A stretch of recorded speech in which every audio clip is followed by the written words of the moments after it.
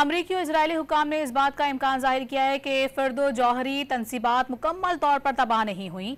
अमरीकी अखबार New York times की रिपोर्ट के मुताबिक सैटेलाइट तस्वीर के जायजे और इंटेलिजेंस मालूमात से लगता है फर्दो तनसीबात को अमरीकी हमले में शदीद नुकसान पहुंचा, ताहम ये मुकम्मल तबाह नहीं हुई, जबकि हमले से कबल यूरेनियम समेत दीगर अहम सामान मुंतकिल किए जाने के शवाहिद भी मिले हैं।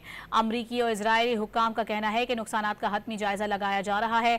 साबिक CIA ऑफिसर का कहना है कि अमरीकी हमले के बाद ईरानी जौहरी प्रोग्राम तकरीबन 5 साल पीछे जा चुका।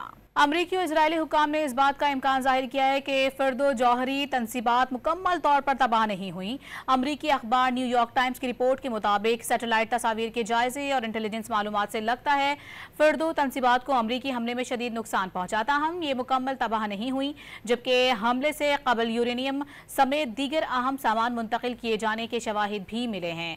अमरीकी और इजरायली हुक्काम का कहना है कि नुकसान का हतमी जायजा लगाया जा रहा है। साबिक CIA ऑफिसर का कहना है कि अमरीकी हमले के बाद ईरानी जौहरी प्रोग्राम तकरीबन 5 साल पीछे जा चुका।